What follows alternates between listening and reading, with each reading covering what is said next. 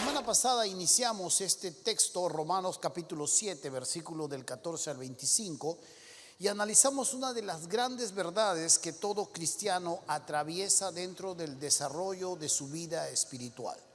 Si usted es un hijo de Dios, esto será una realidad en su vida. Si usted es una de estas personas que simpatiza con el cristianismo, probablemente esto sea muy ajeno y lo que hoy vamos a seguir enseñando pueda ser algo que probablemente usted todavía no experimenta. Pero todo hijo de Dios, todo cristiano que va en un camino, en una ruta hacia la madurez, atraviesa un conflicto interno consigo mismo. Ojo, una cosa es la lucha contra el diablo y las tentaciones de este mundo, pero otra es el conflicto interno dentro de nosotros mismos. Una parte suya siempre le empuja en una dirección y la otra parte en la dirección completamente opuesta a sus deseos y a lo que Dios nos enseña. En el año de 1883, un chispazo de genialidad viene sobre Robert Louis Stevenson. Este hombre baja de su segundo piso, donde estaba en ese momento pernoctando, con un lápiz y un papel, y escribe la idea sobre la cual se va a formar una de las grandes obras que han terminado siendo un bestseller dentro de la historia humana y que aún todavía en estos años, en estos siglos, aún todavía se siguen editando versiones acerca de esta obra. La obra trata de el extraño caso de Dr. Jekyll and Mr. Hyde. Esta obra, plasmada en el idioma original en inglés, fue puesta en 1886 y se narra acerca de lo que Dr. Jekyll, un científico que crea una poción, una poción que tiene la capacidad de poder separar la parte más humana de la parte más maléfica de la persona. Cuando Dr. Jekyll bebe esta poción, bebe esta mezcla que él ha formado, se convierte en la otra criatura, Mr. Hyde. Y esta otra criatura es un criminal atroz, un criminal capaz de hacer cosas con una total atrocidad sobre otras criaturas, sobre otras personas. Se cuenta en la novela finalmente que nosotros, los seres humanos, siempre estamos entre el bien y el mal juntos y que tanto el bien como el mal siempre están dispuestos a mostrar su mejor parte. Así como el bien quiere mostrar su bondad, su longanimidad, su templanza, su amor, también la maldad se va a esforzar de hacer su mejor trabajo y mostrar la parte más oscura. Cuando resumimos esta novela o esta obra de El extraño caso de Dr. Jekyll and Mr. Hyde, él dice así: por un lado, Dr. Jekyll es la representación de la amabilidad, la bondad y la responsabilidad. Y por el otro lado está el Mr. Hyde, el cual refleja el lado malvado y oscuro de la persona humana. ¿Por qué hablamos acerca de esto? Porque cuando nosotros miramos a todo cristiano maduro, siempre estará atravesando un conflicto interno consigo mismo. Una parte suya siempre la estará tratando de empujar hacia los deseos de Dios, los buenos deseos, las buenas metas, los buenos objetivos en cuanto a cumplir con lo que Dios le enseña, los estándares de Dios, pero la otra parte que también se encuentra de sí mismo le estará llevando siempre a cumplir sus propios deseos y ajeno y lejos de los deseos que Dios nos enseña. En Romanos capítulo 7, a partir del versículo 14, encontramos una de las grandes verdades que son capturadas en la pluma del apóstol Pablo, influenciado por la presencia del Espíritu Santo. Aquí, desde el capítulo 6 de la carta a los Romanos, él ya venía desarrollando esta idea en cuanto a esta lucha interna, este conflicto interno que todo hijo de Dios tiene que atravesar o va a atravesar. Dice así en el versículo 14 de Romanos 7. Dice así: porque sabemos que la ley es espiritual, mas yo soy carnal, vendido al pecado. Porque lo que hago no lo entiendo, pues no hago lo que quiero, sino lo que aborrezco, eso hago. Y si lo que no quiero, esto hago, apruebo que la ley es buena. De manera que ya no soy yo quien hace aquello, sino el pecado que mora en mí. Y yo sé que en mí, esto es, en mi carne, no mora el bien. Porque el querer el bien está en mí, pero no el hacerlo. Porque no hago el bien que quiero, sino el mal que no quiero, eso hago.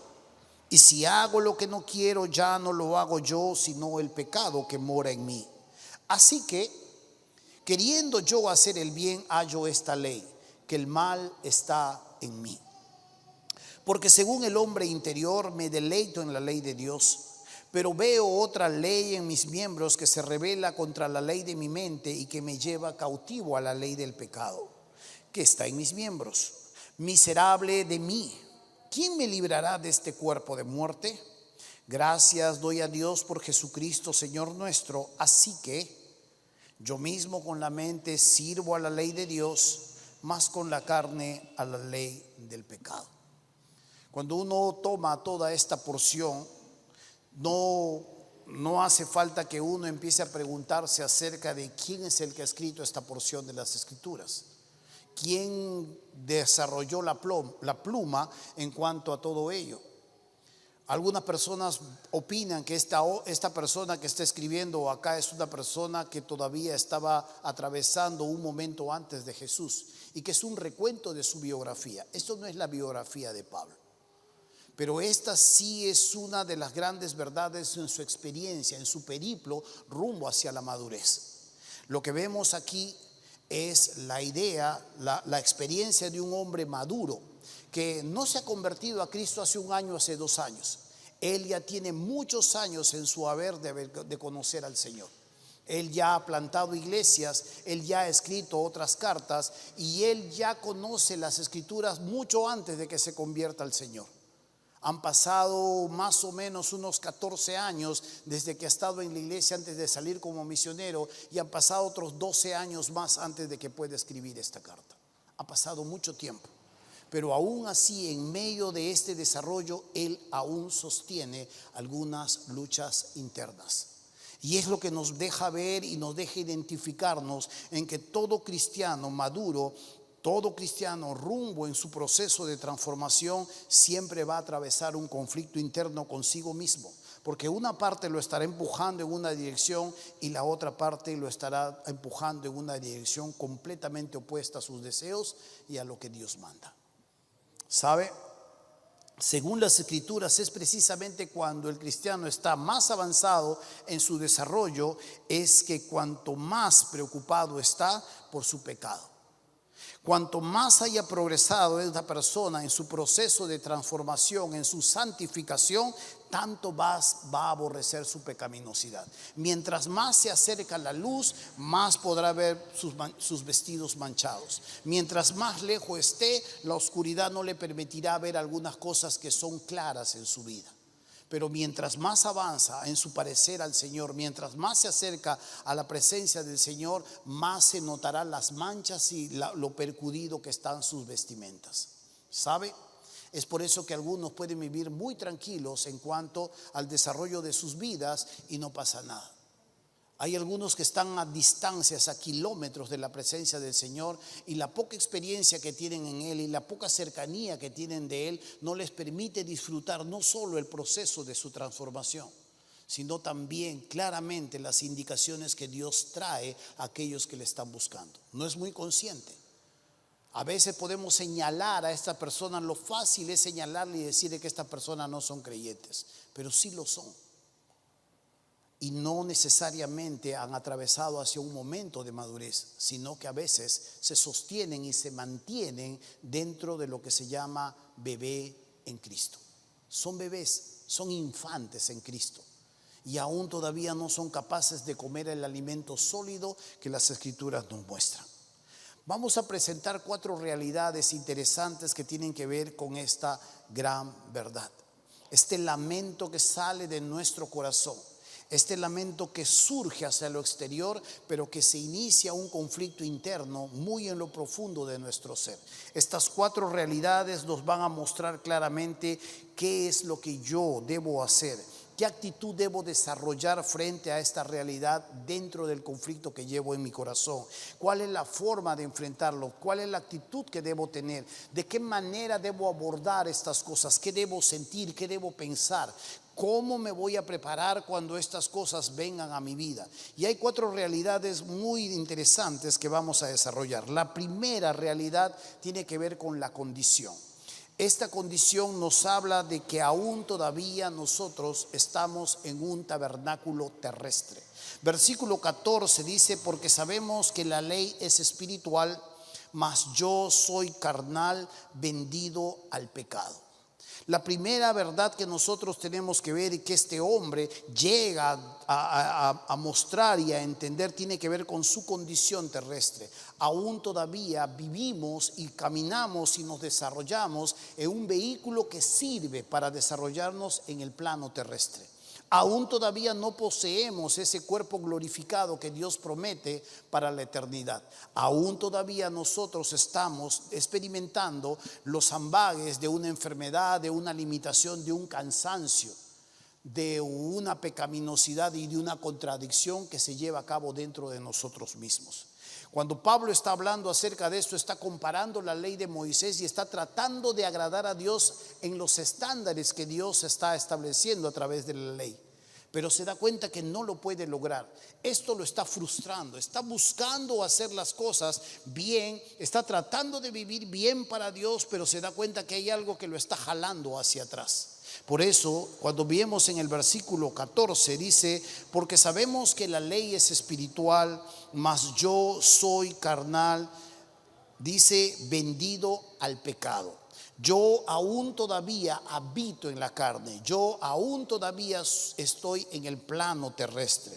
La idea es que aunque los creyentes ya no están en la carne todavía está en ellos. Y cuando yo me refiero a carne aquí, hermanos míos, estoy hablando acerca de esta vieja naturaleza que la Biblia dice. Estoy hablando de este viejo hombre, estoy hablando del cuerpo pecaminoso, o estoy hablando de la naturaleza caída. La Biblia tiene muchos nombres para hablar de la carne.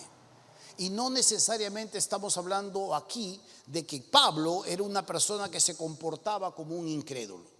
Las personas que no tienen a Cristo caminan en la carne.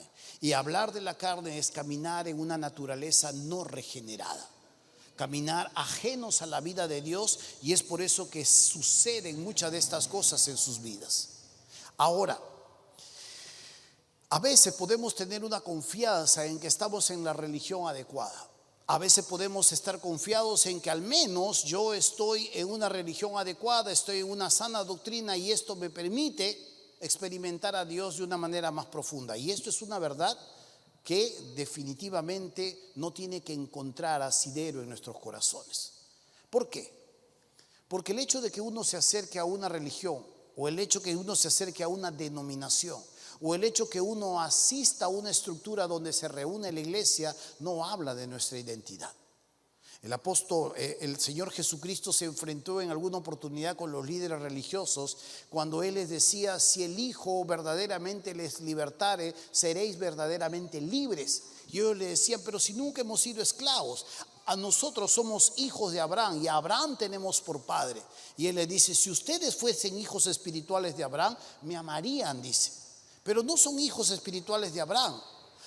Vuestro padre, dice, es el diablo, y los deseos de vuestro padre queréis hacer. Él ha sido homicida desde el principio y no ha permanecido en la verdad, porque habla mentiras y es padre de mentiras. Y él habla claramente acerca de esta falsa confianza que ellos tenían en una religión. Ellos están confiados en que están en la religión correcta, pero los frutos de esa religión no se están mostrando claramente en sus propias vidas. Quieren matar a Jesús. Y Jesús dice: si verdaderamente ustedes estuvieran en la misma frecuencia conmigo, no estarían pensando eso de mí y no estarían buscando atentar con mi propia vida.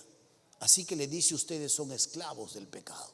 Y esta es la gran realidad, que aún a pesar de que hay personas que no conocen al Señor y que no puedes esperar de ellos los frutos que un cristiano debería dar, aún como cristianos nosotros todavía tenemos los residuos del pecado en nuestra vieja naturaleza. Está allí. Dios nos ha libertado de esa esclavitud.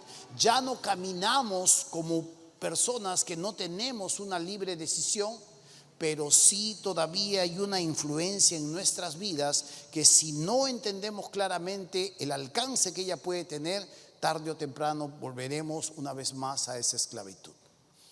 La segunda verdad que se nos muestra claramente es la evidencia. La evidencia, esta segunda realidad que se nos muestra, el apóstol habla de que el mal reside dentro de nosotros mismos. Una cosa es que yo todavía soy una persona terrestre y otra cosa es que soy una persona que todavía reside el mal en mi propia vida. Versículo 18 dice así: y yo sé que en mí, esto es, en mi carne, no mora el bien. Porque el querer el bien está en mí, pero no el hacerlo. En el versículo 20 dice: y si hago lo que no quiero, ya no lo hago yo, sino el pecado que mora en mí. Y el versículo 21 en la última parte dice: así que queriendo yo hacer el bien, hallo esta ley, que el mal está en mí. Yo no puedo tapar el sol con un dedo. Yo, por más que lamente, por más que grite, por más que me esfuerce, no puedo tapar la realidad de que la naturaleza pecaminosa aún todavía está en mis miembros. Y esto nos tiene que llevar a entender la gran realidad de la contradicción de la vida y la expresión de la muerte que es este viejo hombre. ¿Sabe? Aquí hay algo que yo quiero que usted pueda entender. Una cosa es que yo todavía resido como hombre y otra cosa es que a pesar de que he sido libertado por Cristo, el mal todavía sigue residiendo en mí. Y es algo a lo cual no puedo terminar por dominar. Versículo 15 dice: porque lo que hago no lo entiendo, pues no hago lo que quiero, sino lo que aborrezco, eso hago. Yo quiero que se pose en una palabra que se nos deja aquí en el versículo 15, que es la palabra entiendo. La palabra entiendo en el idioma griego es ginosko. Y cuando estamos hablando de esta palabra, estamos hablando de que yo, por profundidad, por cercanía, por relación, domino acerca de un tema. Domino acerca de la relación con una persona. Por ejemplo, yo con los años que vivo con mi esposa, casados, como 19 años, yo sé en el momento en que ella está un poco incómoda por algunas palabras que yo puedo decir.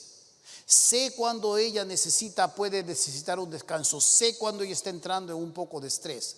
Sé qué es lo que le gusta y qué no le gusta. ¿Por qué? Porque durante estos 19 años he ido adquiriendo conocimiento de ella. Somos personas muy cercanas. Y ella sabe lo mismo de mí. Ella ha ido adquiriendo conocimiento y ella sabe en qué momento y en qué momento no puedo enojarme. O en qué momento yo puedo estar muy contento o en qué momento necesito un respaldo emocional. Lo sabe. Y cuando el apóstol Pablo habla de que acá lo que hace no lo entiende, es que justamente a pesar de que puede haber experimentado y de que conoce las escrituras y de que sabe acerca de Dios, no puede lograr comprender esa naturaleza que se le escapa de las manos. No puede llegar a atraparlo, no puede llegar a comprenderlo, no puede llegar a encerrarlo de tal manera que lo pueda dominar. Se le va, se le escapa. Así que por más que yo hago esto o por más que yo lo puedo conocer y por más que lo puedo experimentar, no logro atraparlo con mi entendimiento. No logro darle explicación de por qué me sucede constantemente esto. Por eso es que cuando vemos esta evidencia que el apóstol muestra, es que él entiende claramente que dentro de él reside el mal. Y que a pesar de que ha sido comprado por la sangre del Señor, y de que a pesar de que ha sido comprado por esa sangre preciosa, precio alto, aún todavía muchas veces ese mal hace su presentación en algunos actos que constantemente está realizando. Y ojo, No me estoy refiriendo a estas cosas grotescas que usted puede señalar cuando un hombre de pronto lo encuentra drogado o borracho, o ese hombre que continuamente está sacándole la vuelta a su esposa y todo el mundo lo puede señalar. No me refiero solo a ello.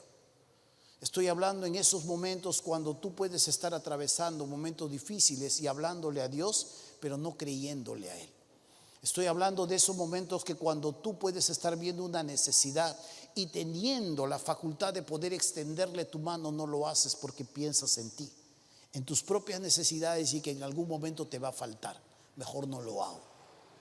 Estoy hablándote de esos momentos de donde cuando tú sabes claramente acerca de una situación y tu opinión termina por pervertir la relación y termina por despreciar a la otra persona. Estoy hablando de algunos hechos que no son grotescos y que salen a la luz y donde todo el mundo lo puede mirar, sino que son cosas muy silenciosas que se desarrollan dentro de nuestro propio corazón. No estamos hablando de cosas en las cuales ese hombre está tirado ahí en la esquina, todo descuidado y tenemos que darle una mano. Estamos hablando justamente de cosas que tú lo sabes en lo profundo de tu ser y que conoces claramente que lleva una semilla de destrucción. ¿Sabe? Cuando nosotros nos damos cuenta de esto, pasamos a una tercera realidad. Esta realidad nos habla claramente que esta evidencia también a su vez produce algunos resultados. Y el resultado que se da en todo ello es una constante contradicción y una constante frustración. Dice así: el querer el bien está en mí, pero no el hacerlo. En el versículo 19 vuelve a nombrar aquello y dice: porque no hago el bien que quiero, sino el mal que no quiero, eso hago. ¿Sabe? Muchos creyentes viven frustrados, fracasados e incluso están desconfiando de si verdaderamente son salvos. Ante las evidencias de su conducta, el entorno en el que viven muchas veces está basado en normas. El entorno en el que viven muchas veces está basado en formas, en sistemas, en hacer y no hacer, en no juntarte, en no tomar, en no comer, en no mirar. Cuando nosotros entendemos la visión de esta iglesia es transformar vidas y luego alcanzar con esa vida transformada a una próxima generación. La anterior visión que teníamos de transformar vidas para el presente y luego prepararlos hacia la eternidad tenía que ver con justamente entender claramente que la vida cristiana no es un conjunto de normas, de toca, no comas, no vayas al cine, no bailes música mundana, no mires, no pruebes, no hagas esto y lo otro, no te juntes, sepárate, no camines juntos, no vayas acá o allá, no uses esta ropa, no uses este polo. La vida cristiana y el desarrollo de su transformación no se puede hacer de la noche a la mañana. Cuando nosotros miramos las escrituras, la palabra transformación habla de una metamorfosis. Y un gusano no se convierte en una mariposa de la noche a la mañana. Hay un proceso en el cual se va desarrollando. Soy director de campamentos por muchos años, junto a mi esposa y un equipo de siervos y de siervas los primeros días del año. Y allí nosotros dirigimos campamentos para adolescentes, son retiros espirituales. Y ahí llegan más de 200 jovencitos de diferentes partes de Lima y tenemos toda una semana encerrados en un bonito tiempo de retiro. Pero ahí llegan jovencitos que no están con el Señor por tiempos. Y ahí empieza el primer día, las alabanzas, empiezan juegos, empiezan las motivaciones, empiezan las enseñanzas y los jóvenes empiezan a levantar su mano, empiezan a tomar decisiones y nosotros nos alegramos. Pero empezamos a asustarnos un poco cuando ese joven que está separado del Señor hace 2 años, ahora en el segundo día quiere ir al seminario y el tercer día se quiere ir a la India a anunciar a Cristo como Salvador a otras latitudes. Y decimos claramente que eso no es. Eso es espuma. Así como se hincha, también se desinfla. Porque sabemos claramente que eso no se produce de la noche a la mañana y eso no está motivado solamente por cómo me siento en ese momento. El proceso de transformación se lleva a cabo por instalar convicciones. generar verdades y principios en el corazón, incrustar en el corazón y en la mente a través de circunstancias, situaciones, éxitos, fracasos, derrotas, victorias. A lo largo de la vida, Dios va forjando con su espíritu circunstancias, con palabra, con amor, con situaciones inverosímiles. Dios va forjando ese carácter que se va transformando día a día. Y en ese proceso uno puede dar 3 pasos, 4 pasos hacia adelante y retroceder 7. A veces quedar separado por un tiempo, a veces estar mirando inmovilizado, o a veces correr con una enorme velocidad. La vida cristiana es un proceso en el cual cada vez más uno se va forjando a la manera de Cristo, al carácter del Señor. Pero constantemente habrá una constante contradicción y frustración, porque estas cosas muchas veces uno apunta en una dirección y la otra apunta en un sentido contrario. Cuando la iglesia está forjada sobre cosas, sobre herramientas humanas que de alguna manera son buenas, pero que no tienen poder contra la carne, la iglesia muchas veces, o el cristiano, se frustra. Por ejemplo, yo tengo un amigo mentor, un anciano, y él dice una verdad para él. Yo digo que es una mentira. Él dice: yo de los únicos que puedo estar convencido de que son salvos es de los bautistas, dice. Yo miro y digo: oh, yo conozco bautistas que son más diablos que el diablo. Sí. El hecho de que yo pertenezca a una denominación no hace que mi consagración esté asegurada. El hecho de que yo vaya a una denominación donde se anuncia una doctrina sana no significa que yo tenga una relación con Cristo. O el hecho de que yo levante mi mano en una oportunidad y que me apunten y que me digan: ahora te vas al cielo, no significa nada, sino por los hechos que se van a ir dando a lo largo de mi vida. Las evidencias claras, hechos concretos acerca del desarrollo de mi vida en el día a día a lo largo de los años. Y sabe, hermano mío, esto es una de las cosas que necesitamos constantemente revisar. Tengo un amigo varón de Dios que me dice, o que me decía en su momento hace muchos años en esta misma iglesia: lo que necesitamos en esta iglesia es tener más cultos, tener más cursos a lo largo de la semana. Si más los tenemos metidos en la iglesia, menos oportunidad tendrán de pecar. Yo le digo: ¿tú crees eso? Yo no lo creo, le digo. Podemos estar 2 horas aquí haciendo vigilia y darse media vuelta y alguien le pise el pie y lanzar una bocanada de lisuras. Es una persona que probablemente el hecho de estar metidos hablando del Señor, hablando al Señor, cantándole al Señor, aprendiendo del Señor puede ser bueno, pero no asegura que esas herramientas humanas o esas ideas creativas neutralicen el poder de la carne. Esta misma experiencia la pasó el apóstol Pablo allí en los Colosenses. Él les dice así: pues si habéis muerto con Cristo en cuanto a los rudimentos del mundo, ¿por qué, como si vivieseis en el mundo, os sometéis a preceptos tales como no manejes, ni gustes, ni aun toques, en conformidad a mandamientos, y nota esto, a doctrina de hombres? Cosas que todas se destruyen con el uso. Tales cosas, o sea, estas herramientas humanas, tienen a la verdad cierta reputación de sabiduría, pero no tienen valor alguno contra los apetitos de la carne. La carne los neutraliza. El pastor, deberíamos ayunar una semana aquí para llenarnos del poder y del Espíritu del Señor y ver cómo el Señor puede hacer con nosotros a través de todo ese tiempo grandes proezas y prodigios. Sí, pero darte media vuelta y en lo secreto volver una vez más a pecar. Señor, deberíamos tener una vigilia desde las 6 de la mañana hasta las 6, desde las 6 de la mañana hasta las 6 de la mañana y estar orando y doblando rodillas y poniéndonos delante del Señor constantemente para ver cómo el poder desciende sobre nosotros. Sí, pero levantarte de esa oración y dudar que Dios te puede responder una oración y se fregó todo. Puedes hacer tanto esfuerzo, puedes hacer tantas cosas para tratar de neutralizar ese poder que hay dentro de nosotros que nos lleva en una dirección contraria, y darte cuenta que en un santiamén, en un quiebre, en un momento, las cosas se echaron a perder. Entonces, ¿qué significa? Que al tocar la campana aquí acabando el culto, ustedes pueden ir a hacer lo que quieran con su vida.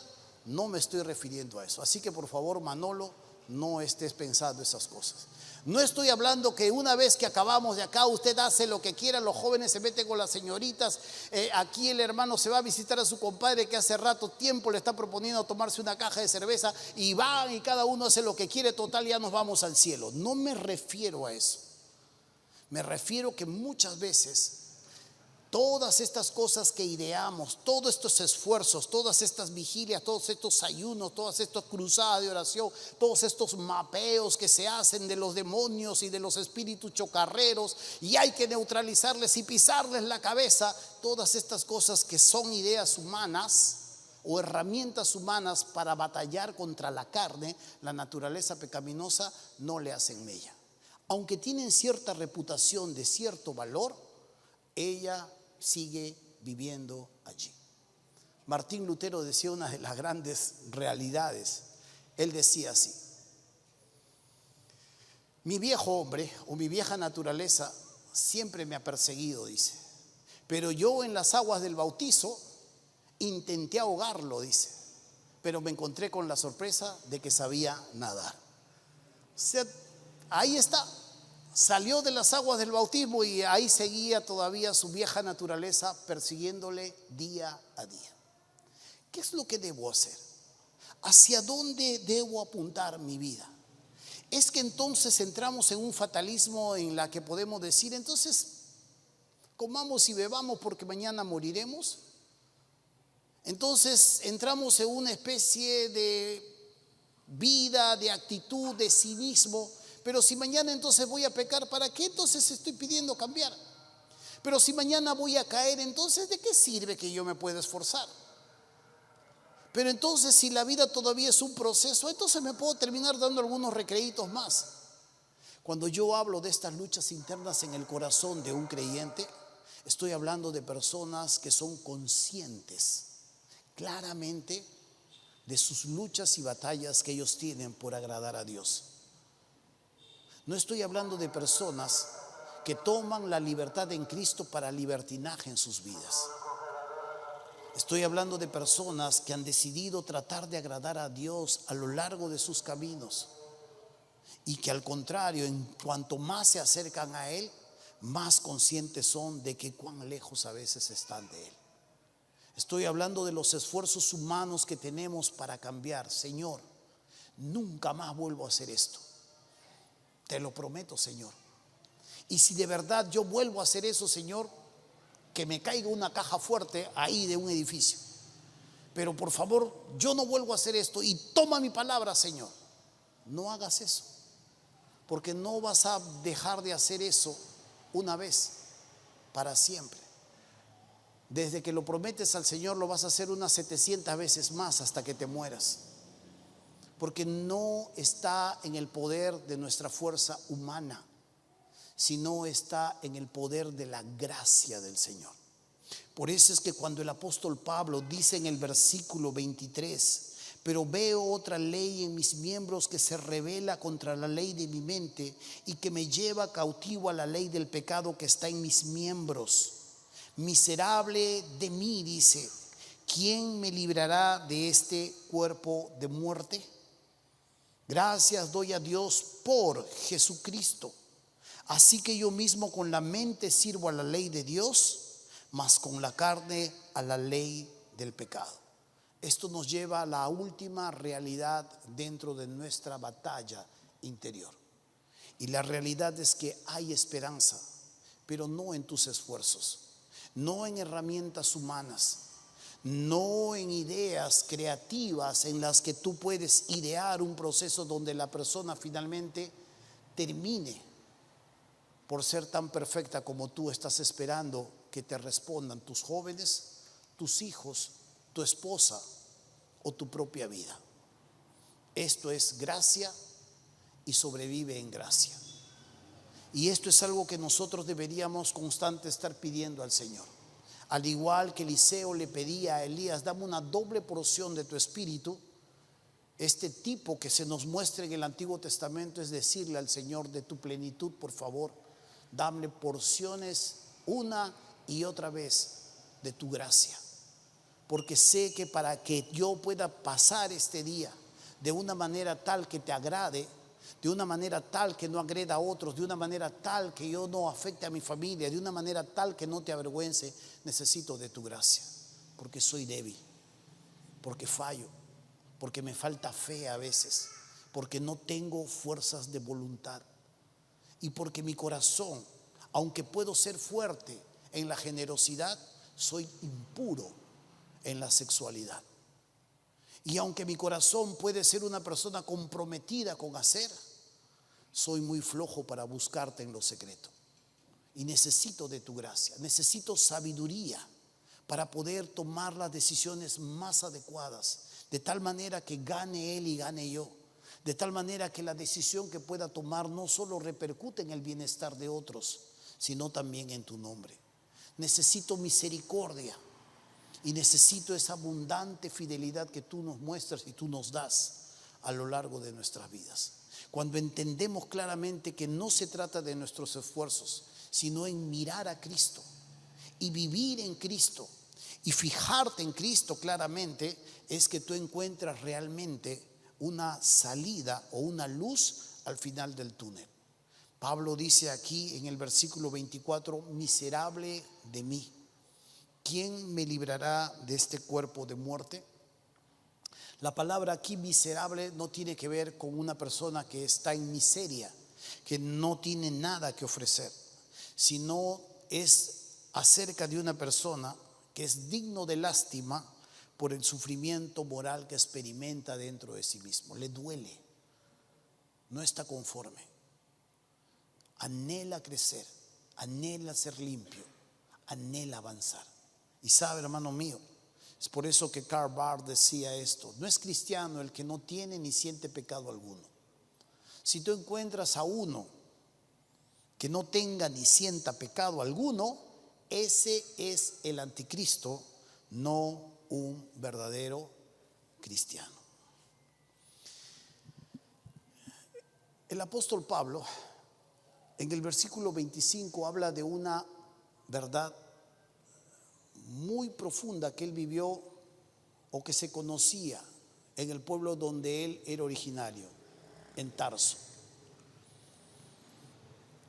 Hace mucho tiempo, antes de que se desarrollase la ciudad allí, existía una tribu ahí en Tarso.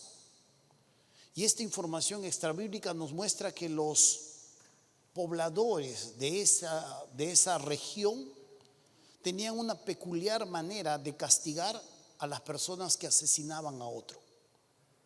Lo que ellos hacían es que cuando alguien asesinaba a otra persona o tomaba la vida de otra persona, asesinándolo, claro está, lo que hacían como castigo no era encerrarlo en una cárcel, simplemente. Lo que hacían como castigo era agarrar el cuerpo asesinado y amarrarlo a la espalda del asesino. Lo amarraban fuertemente, lo sujetaban fuertemente y el cuerpo inerte, muerto, colgaba de la espalda del asesino. Uno podría decir, claro, está bien, lo uso como mochila. Una vez que lo encerraban, este cuerpo muerto empezaba su proceso de putrefacción. Y este hombre en vida, encerrado en cárcel, empezaba no solo a oler la putrefacción de ese cuerpo, sino a empezar a sentir en vida y en carne propia todo lo que los gusanos hacían en el cuerpo muerto, ahora se lo hacían en él. Podía sentir claramente, poco a poco, cómo la infección también iba tomando su cuerpo sano. Era uno de los castigos más horrendos que se le hacían a las personas que tomaban la vida de otro. El apóstol Pablo trae en mente esta frase: miserable de mí, ¿quién me librará de este cuerpo de muerte? Sabe que dentro de él reside el mal y sabe que la única manera de poder mirar, ya que sus esfuerzos, ya que toda su lógica, ya que todo su valor en la carne no han hecho mella su naturaleza pecaminosa, han pasado más de 30 años y siguen esta batalla, Él mira como la única esperanza, no solo para él, sino para el cristiano, lo que dice finalmente en el versículo 25. Gracias doy a Dios por Jesucristo, Señor nuestro. Así que los que estamos en Cristo, aquellos que hemos sido comprados en el Señor, aquellos que Cristo ha pagado un alto precio, aquellos que pertenecen al Señor en una novedad de vida, pueden tener la plena seguridad de que en la gracia del Señor, con las bendiciones que el Señor esparce en sabiduría, en inteligencia, en consejo, en recurso, en su gracia nosotros podemos caminar esta senda que es estrecha, con nuestro enemigo en nuestro interior, con un enemigo afuera, con un hábitat que es el mundo tentando nuestro propio enemigo adentro. Podemos en su gracia ir avanzando paso a paso en este proceso de transformación. No le señale a otro, por tanto. Sácate la viga que tienes en el ojo. Deja de estar ejecutando sentencias y diciendo este o tal no es cristiano. Este y este seguro que no es. Mira, esta mujer parece que no ha leído su Biblia allá al fondo. Sí, a mí a leguas yo le puedo ver. Déjate de estar diciendo eso. Al contrario, permite que el Señor haga en ti su transformación. Permite que el Señor pueda ocuparse y pueda encontrar un corazón dispuesto. Deja de señalar a tu marido, deja de señalar a tu esposa, deja de agobiar la vida de otros, prohibiendo acá, mirando acá, usando herramientas humanas. Al contrario, dobla rodillas, pide gracia, pide oportunidad, pide consejo para esa persona, pide recursos para esa persona. No lo busques cambiar con tu punche, no busques cambiar a nadie con tus fuerzas, no resulta. Al contrario, los resultados de eso frustran a la otra persona. Así que, hermano, deja de echarle demonios a tus hijos. Te voy a sacar el demonio, ven acá, deja eso. Tú no sacas ningún demonio, no sacas ni el tuyo, vas a sacar de otro. Más bien permite que el Señor, en su gracia, se ocupe de tu vida. Y una vez que has sacado tu viga, ayudes a sacar la mota o la pelusa del ojo de tu hermano. A veces nos miramos tan superiores a otros y a veces definitivamente pareciera que estas cosas son ajenas a nosotros. Por eso es que en el versículo 1 del capítulo 8, Pablo dice: ahora pues, ninguna condenación hay para los que están en Cristo Jesús. Los que no andan conforme a la carne, estamos hablando del incrédulo, sino conforme al Espíritu. Estamos hablando del creyente. Pero aquí entramos en otro tema muy rico, pero esa será para otra oportunidad. Por ahora necesitamos entender estas grandes verdades en nuestro corazón. La batalla será ardua, el camino será largo, la batalla será tediosa. Pero todo hijo de Dios que anhela seguir avanzando en su Señor, se pondrá en manos de su Señor. Permita que el Señor siga obrando en su vida y permita al Señor en su gracia darle los recursos que Él tiene pensado para usted. Y al igual que Pablo, y al igual que yo, y al igual que usted, podamos decir delante del Señor: por la gracia de Dios soy lo que soy. Si tú hasta aquí has avanzado y si tú hasta aquí has logrado algo, es por la gracia del Señor.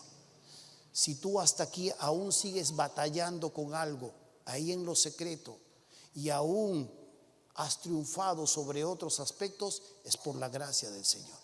Y si pasado mañana y de aquí a un mes has vencido en lo otro y descubres un nuevo mal, es por la gracia del Señor. Por la gracia del Señor somos lo que somos. Y esa gracia no ha sido en vano entre nosotros. Al contrario, si tú miras hacia atrás, si tú miras hacia el pasado, te vas a dar cuenta que el Señor ha ido trabajando entre nosotros.